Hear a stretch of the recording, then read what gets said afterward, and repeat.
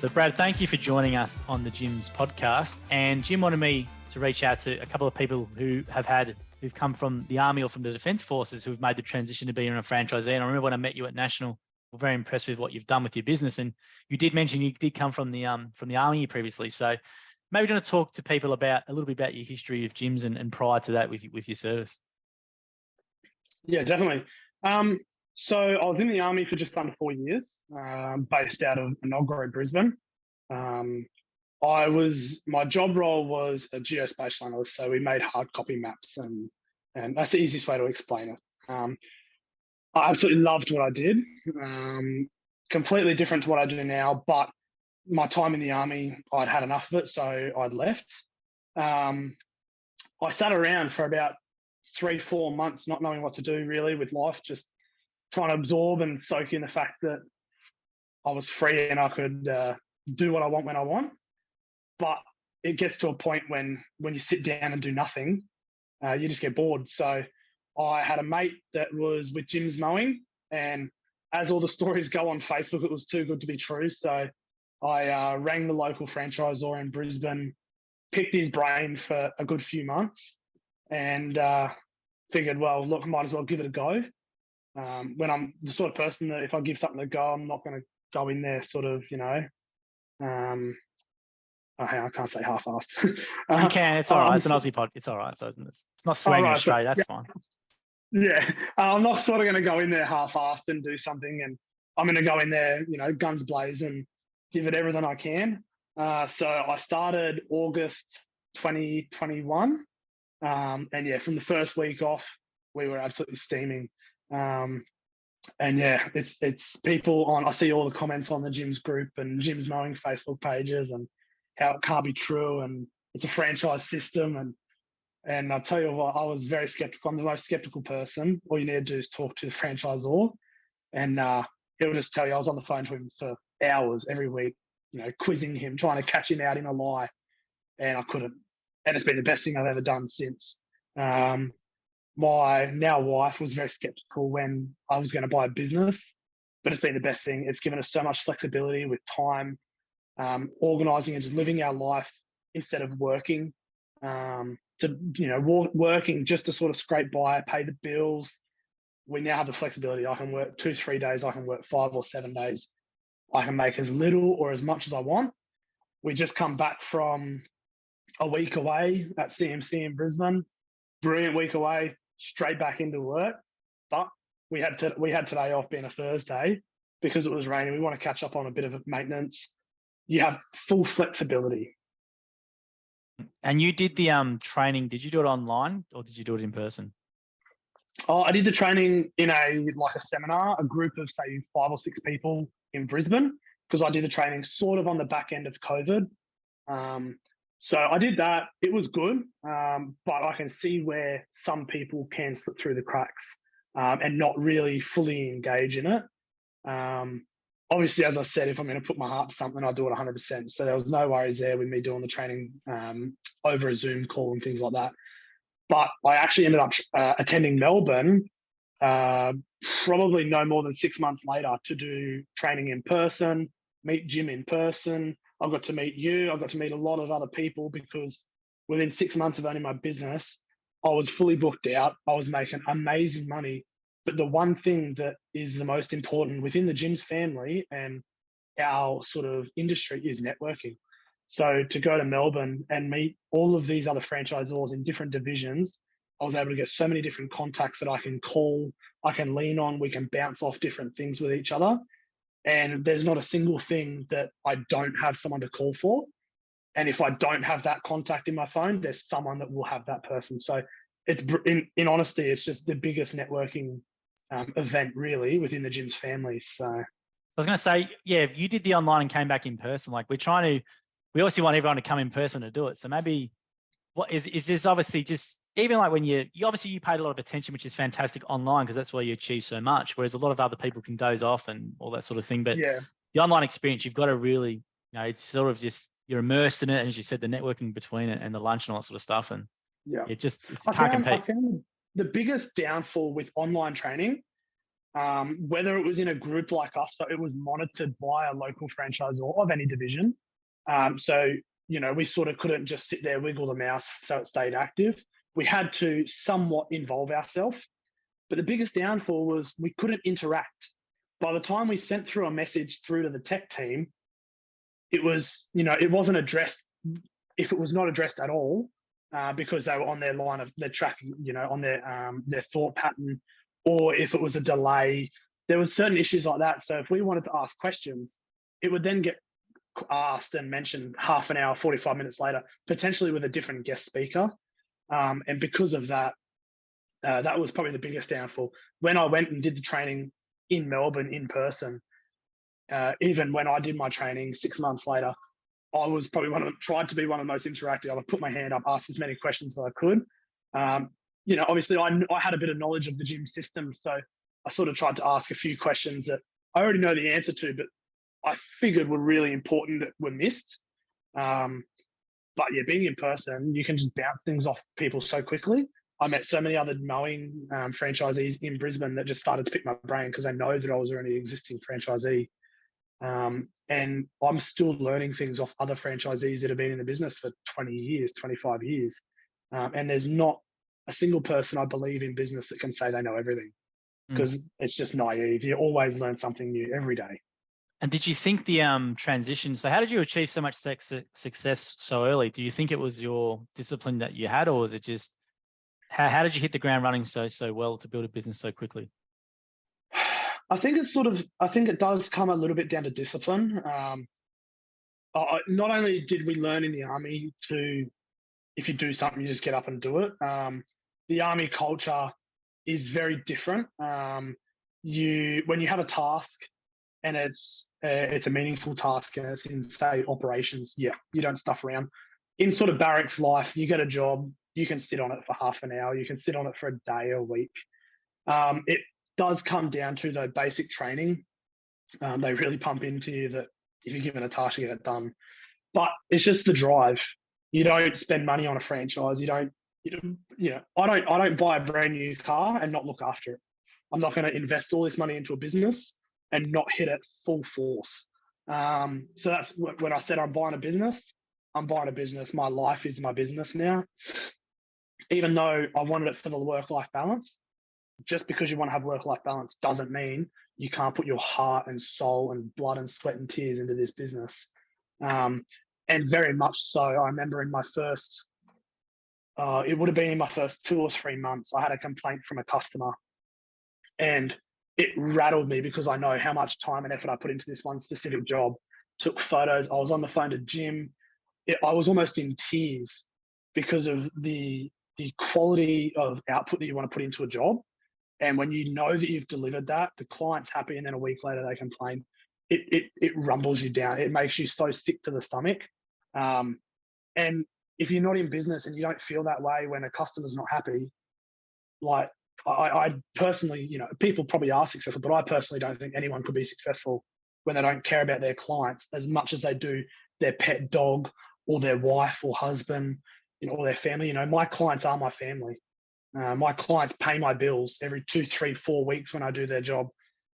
If I don't look after them, how do I expect them to look after me, pay me on time, things like that? This is not only just a business where I go turn up and take their money every 2 weeks. I know every single one of my clients by their first and last name. When they ring me, every single person saved in my phone. It's really a relationship. You build a family with every single one of your clients and your client's family.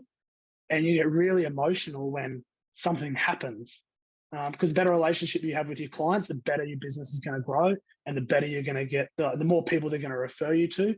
And I found that is the easiest and the quickest way I've expanded my business. Is, if you talk to my franchisor or you talk to anyone within the gyms that can see the system, I don't take leads. I'm turned off since almost, I moved from Brisbane to Gladstone. I'm turned off in Gladstone. I'm not taking work, because the amount of phone calls I'm getting, and I'm like, sorry, who are you? Oh, I've been referred by such and such. I get those calls all day, every day.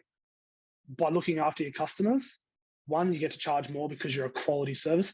But two, people love what you do. They want you to come and mow their lawn. It's not a chore. They want you to come and do it. And for people probably want to educate them, Brad, they might not think that you can do. It's more just than mowing. You may want to talk about your services in your business and that you can provide. I've seen some blocks you've done and all that sort of stuff. So maybe do you want to go into a bit more detail about what services you provide in your business and what's on offer? I like to sort of say that Jim's Mowing is the best division. I know a lot of people are going to sort of laugh and say their division's the best, but I have to advocate for mowing, right? We are one of the luckiest divisions in the gyms group because we can do anything you want that isn't licensed, right? So we can't do electrical work, can't do plumbing work, things like that. But if you need me to do something handyman outside, inside, we're able to do it. As long as you have the knowledge base and you're able to provide a quality service, we're able to do it. We're not restricted. So I do everything from mowing the lawn once off or doing it regularly. I really pride myself on lawn care, right? So not just mowing the lawn, but the right chemicals, the right fertilizers, watering programs and schedules, really, really getting down to the roots of lawn care instead of just going up every 2 weeks, pushing a mower and then leaving. We do big landscape jobs, retaining walls, full, brand new vacant properties, and we're going through landscaping the entire property, garden beds, turf. We go out, we do big acreage jobs. We've just picked up a huge commercial client here in Gladstone. They've given me the opportunity to do a service for them. We've just done the first service this week, and we're finishing it off on the weekend.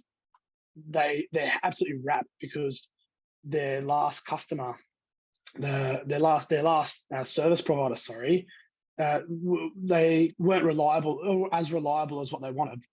We've turned up exactly when we said we're going to turn up. We've done more work than what we quoted for no extra charge. Like this is sort of the relationship we build in gyms. If you want something done, we can get it done for you. I won't go out and clean someone's house or bathroom, but I know Chris just over the road, Chris from Jim's Cleaning. I've got his phone number on speed dial. I can ring him up. He can get you a quote within hours. We do anything and everything you want, and especially in mowing, we're not restricted to anything. And how many clients are you roughly doing a week, or what's in your customer base? In my customer base, I only just started sort of September last year in Gladstone, so I've only been running for about 6 months. We're running at about 60 clients regularly at the moment, but that's sort of not limited to anything because although I'm only servicing, say, 60 customers regularly, which alters between monthly and fortnightly, we're still turning over great money. We're still servicing, 50, 60 clients per week between once-off jobs, different servicing like pressure washing, gutter cleaning, all those jobs that you can't do regularly, pressure washing and gutter cleaning once a year, twice every year. We're getting them, and we're just absolutely flat out. We're booked out, and we've been in for 6 months. And what did you do in your first 7 months? So when you come to training, obviously, I think it was after 7 months or something like that. What income did you generate? Maybe do you want to clarify, because you said some really good stuff at the start about online. We obviously post a lot of videos about what people saying what they turn over and stuff, and there's always a heap of heat. So maybe do you want to talk from your perspective and maybe provide some, let's say, debunk some of the myths or some of the things that you would have seen regularly online about gyms mowing. So my first week in gyms, this is the reason that people on Facebook don't believe what happens. Within my first week of gyms, another person that had started at the same time received a lead, and it was a huge rubbish cleanup. All right, not just green waste; it was general waste that had been dumped onto private land, onto council land, and they wanted it cleaned up. So it was a landowner's responsibility. It was too big for that franchisee. He sort of wasn't confident. So my franchisor rang me, said, "Brad, you're confident in anything, you'll take anything on. Yeah, do it." Turned up and quoted it, and I was on the phone to him saying, "I don't want it. It's, my first week of gyms is ridiculous." He encouraged me. He was brilliant. I quoted the job at $12,000. I had full payment that afternoon, and the first week of gyms, I did about $15,000 in sales. And don't get me wrong, $15,000 worth of sales. I had about $5,000 or $6,000 worth of cost between about 12 skip bins and a bit of labor help and things like that. But it's really not limited. It's amazing, and this is what I mean. People don't believe it. Anyone can ring me or comment me, and I'll show them because I'm all for advocating for gyms. obviously that was quite an anomaly to get a job that size. But week 2, week 3, week 4, we didn't make under $5,000. All right. And this is just by myself. I work quite closely with a lot of other franchisees in the region. We collaborate on work, but just as I give them work, they give me work. We work quite closely while we were getting started. It wasn't until I was probably only in 2 months and I had to find my first employee. I was booked out with regular servicing and mowing. I couldn't do work without a ride-on. I needed an employee. We doubled my equipment list overnight. You got a pretty good one. We'll put it in the photo. We'll put it in the description. I reckon we'll use that photo with you with your equipment. We've got that to show, so we can do that. Yeah, that equipment photo has already doubled again since I last took it. We've just ordered a new $30,000 ride-on for a big commercial property. We're on track to buy another walker this year. Like, it is so hard to explain and sound truthful when you talk about the opportunities within gyms. If I just want to work by myself, do 9 to 4, 9 to 3 every day, yeah, I might make maybe $3,000-$4,000 a week, and that's comfortable. Let's be clear with this, because this is the thing which always gets people up and gets them fired up. All right. So let's say when you say making, let's say $5,000 a week, is that total revenue for your business? $5,000 revenue? Yeah, total revenue. But the thing is, with a mowing business, people get this weird perception that even though we're making say $5,000 revenue, our net profit on that, we're running it only maybe a 10 or 15% burn rate, right? Including everything, fuel, insurances, things like that. So on $5,000 revenue, total revenue, you're netting over $4,000. Yeah, that's the key we wanted to get to, because that's the key. Because when we hear revenue, there's a lot of people who online who don't own businesses, but they assume they know every cost or that's associated with what you run. So you just pointed a few out. Then obviously there's insurance, there's fuel, fees, the fees, which aren't. Or maybe do you want to talk about what are the fees? It's not turnover based. Oh no, this is like probably one of the biggest misconceptions on Jim's Facebook page and Mowing and Instagram. You make no money because they charge an arm and a leg. I don't know how many months I haven't had a bill over $1,000, and I'm making $30,000-$40,000 plus per month. Right? It's $600 for mowing division. I can't talk for every division because it changes, but for mowing, it's $670 or $680 a month flat fee. That's it, and you pay $10 for every lead, but that's only every new lead. If you have existing customers, you don't get charged again. So people that have been in for 20 years that really focus on building their business. I know people in Brisbane, especially one person in Brisbane, he makes over $1 million a year. All right. That's some crazy numbers. All right. He pays $680 a month plus lead fee. Like, it's not a bad deal. Like to conceptualize that, you're talking $20,000 a week, and he's paying, let's even include leads into the cost of that. He's paying $20,000. He's making $20,000 a week. He's spending no more than $300 or $400 a week on leads and gym spends. Plus, it's a tax deduction as well, isn't it? It's a business expense. It's a business expense. Exactly right. It is the biggest misconception. It blows my mind that people don't want to understand that gyms is amazing. It's life changing. And what about lead fees? Because lead fees people seem to think it's a negative. What's your opinion on lead fees and the concept behind it? All right. So when I first signed up to gyms, I was very pedantic about if I didn't get a job or someone rang up and wanted to waste my time, I wanted my lead fee back. I hated it. That went away after about 2 weeks. Right. The purpose behind a lead fee is because what happens is you would get sent 5 or 10 leads, and if they're completely free, what's your incentive to actually go and service the client? Mm-hmm. There is none. So by getting charged a small fee, we've been discounted our monthly fees. So I think our monthly fees used to be up around $900, $1,000.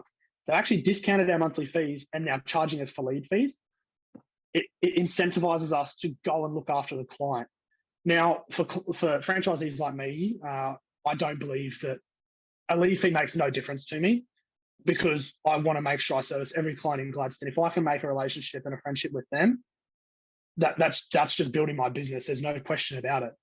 But yes, there are some franchisees out there that might need that incentive to go and service. And in mowing, it's so cheap. It's $10 a client.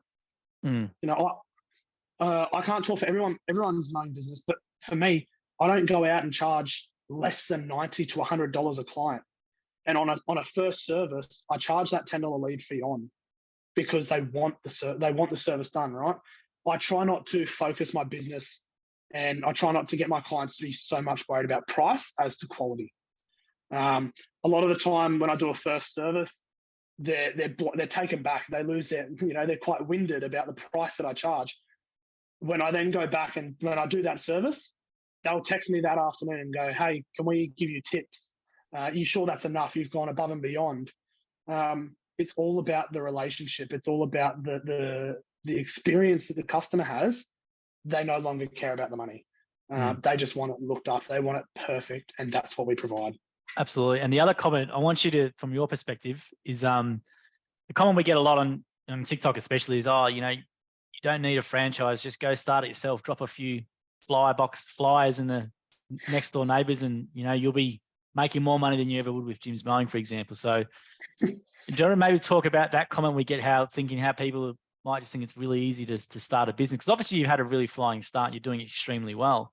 But how do you think you would have gone maybe in an independent setting? I reckon you probably would have done okay, but I would have done, I don't like to blow smoke up my ass too much, but I would not be where I am right now.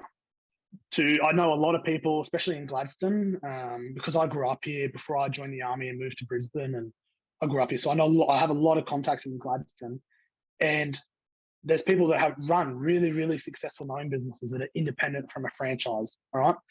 But you talk to them and they talk about the advertising. They spend thousands and thousands and thousands of dollars a year just on advertising, right? That doesn't include any other things they do, So, and then time, right? I pay for my advertising through the gym's monthly fees. It's included in that $680.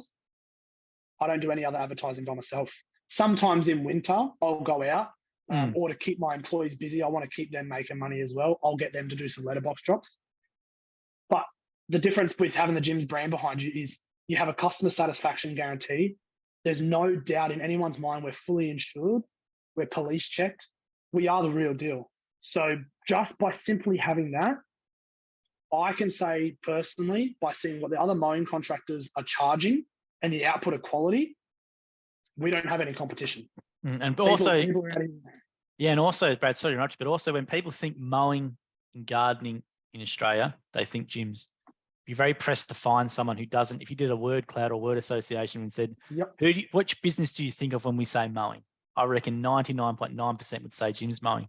And the one who didn't, I don't know, maybe they're just new to the country. I don't know. But I think I'll tell you what, if you went and knocked on 1,000 doors or even 10,000 doors, I would be very, very surprised at the statistic. If you just even ask them, give me a mowing company, Jim's Mowing would be the first name that comes out of their mouth within seconds. I started in Gladstone, as I said, 6 months ago. There wasn't a franchisee in Gladstone and maybe 2-3 years ago.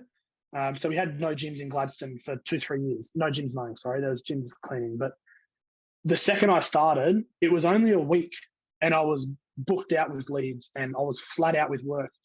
It's amazing how many people know the gym's name and are more than willing to pay the price to get gyms. I harp on a lot about how much we charge and we are expensive, but in reality to the services and the quality we offer, I wholeheartedly believe we don't gouge our customers, because I don't believe that, and now I speak very generally when I say this, there's not many other people out there that will offer the same quality of service that we offer or I offer.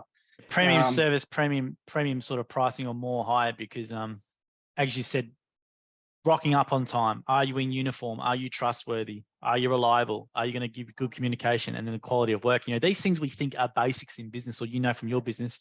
Not a lot of other businesses. There's a lot of independents, which is, and a lot of them do well, but it's not as common as what people think, that you think you can go online, request a quote, call the call center, and that someone's going to call you within a time and rock up and do the job. It's not as common as people would think in the independent space. Put it this way, you can't buy a Ferrari for the price of a Honda Civic. It's true. It's the easiest analogy. Completely different cars, completely different price. Exactly the same in the mowing business, the cleaning business, the antenna business. You want service, you want quality, you just have to pay for it. And the way I relate And back to customers, well, it's a great point you said that, Brad, is because it's as well like the mowing and gardening guys in gyms, these are trained professionals who sometimes do hawk holders and all this sort of stuff. They've been doing it for years and they're really experienced. And it's like sometimes the customers you would know want to charge this when, if you go to an accountant or a lawyer, they expect to be paid for this for the, not much difference in work. Whereas you guys, it's a fair price for a really, really good job that is going to be backed, as you said, by the gym's workmanship guarantee. Yeah, certainly. And with your business, Brad, so you've got employees you've mentioned. So I've got one at the moment. Got one at the moment. Yeah. So how do you find employees? Because employees is a big problem for people in gyms sometimes, or just businesses in general and expanding. So how did you find your employee? What makes a good employee? What was your process? Finding a good employee is probably the hardest thing to do in business. Like hands down, I don't know what else would be harder. Right? Perfect example is I had an employee for 2-3 months. And unfortunately, I got a police check that wasn't that great, so I had to move on. I went through 9 employees in the span of about 2 weeks, simply because they didn't have the same drive to want to deliver the quality of service that we need to offer. I can't be going and fixing up every job that we do because the employee doesn't want to do that. So by trying to find an employee like that is near impossible. It's a needle in a haystack. I've been blessed twice now that once in Brisbane, I found an employee that was exceptional with regards to the quality that he delivered. And now again in Gladstone, I've just got myself employed a month and a half ago that from day one, I was able to leave him on a job, turn up, and to be completely honest, he was edging better than me. All right. And I deliver the best edges in Gladstone. There's not a vertical edge in Gladstone you can beat. All right. So to find an employee, it's really, really hard. But the one I think probably the second biggest issue with people trying to find employees is they don't want to pay them. They don't want to pay them the correct money, right? So you're not going to get someone that wants to work as hard as a business owner for $20, $25 an hour. All right. Employees not going to want to work hard and invest their time into a business that they don't get anything out of. So to have an employee, you've got to look after them. You've got to give them bonuses. You've got to give them incentives. You've got to pay them $30, $35, $40 an hour. All right. But being with gyms, that's not an issue because you're pumping out work so quickly. You're charging a premium price, but you're delivering a premium service. So if you can find an employee that's willing to work hard, fast, and deliver a quality service, you pay them well and they will stick with you. So it's all about my clients as well. Relationship. You have a good relationship with your employee and everything just meshes. Everything works. So awesome. And now this is a really obvious question. I think I know what you're going to answer, but just for those who might not know or want to hear it from your perspective, what advantages does someone have coming from a defence force background into, let's say, the gym system in general, or what sort of encouragement or what sort of thing could you tell them about what they're doing currently or what they have been doing as a skill set will give them really good confidence in maybe going into making a transition into their own business? Yeah, look, I've got to be careful what I say because I don't want to bag out the Defence Force, all right? But in the most layman terms you can put it, you get your life back, right? You're not restricted to traveling a certain amount of kilometers from base every weekend, all right? You're not restricted to anything. You can do whatever you want, whenever you want. And the reality of it is you can make 4, 5, if not 10 times the amount of money that you would make in the Defence Force.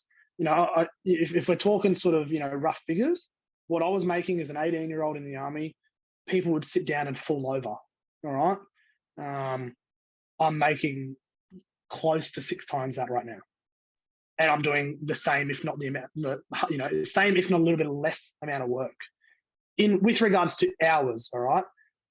Because you work so hard because it's your own business, you want to put everything into it. But, when I was in Brisbane, I used to work from 4, 5 o'clock in the morning and then be on the computer until 10, 11 o'clock at night.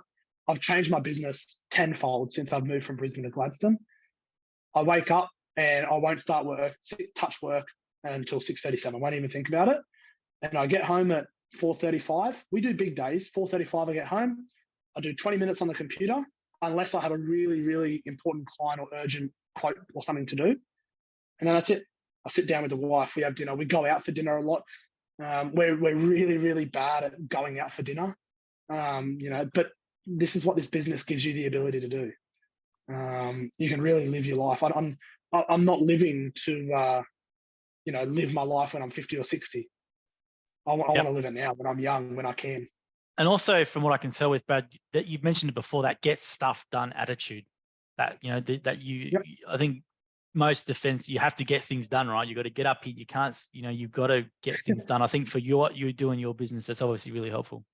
It's probably one of the biggest things that drilled into you in the army, right? Now, you can get away with, what I guess the public perception is that you're slack in the army and you don't do work, but there is a lot of things that are instilled. Like you wake up at a time every day. You go and do PT. You go home for half an hour. You have a shower. You have a shower at work, and then you start back at X time. You don't necessarily get a lunch at this time every day. If you have work, you work until you get it done, then you have lunch. You don't knock off at this time every day. When you're in the army, whether you get paid, I think base salary is 60,000 a year, up to 100 plus, 200 plus a year. You're not working from 7 through to 4 or 7 through to 3. You're working 24 hours a day, 7 days a week, every single week of the year. You get called in at 2 o'clock in the morning. You get called at 2 o'clock in the morning. You don't get overtime. So that's the difference. You really are instilled when you own the business and you walk out of defense. I know a lot of people that have walked out of defense and moved into gyms, and you've got a head start. I'm actually just talking to one of my roommate who lives next door to me in the barracks. He's going to Sunshine Coast at the end of the year and buying a franchise. Cool. And I just know he's going to do so well because you have the drive.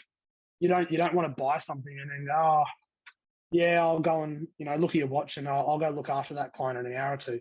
You get up, you go get it done, and that's just the attitude you got to have. And I feel like everyone that has that attitude in business is successful. Yeah, you definitely have the advantage coming from the defense force. I know the police force as well. We've had franchisees from that who I know do really, really well. Really good attitude. Before we end today, Brad, thanks for joining the time.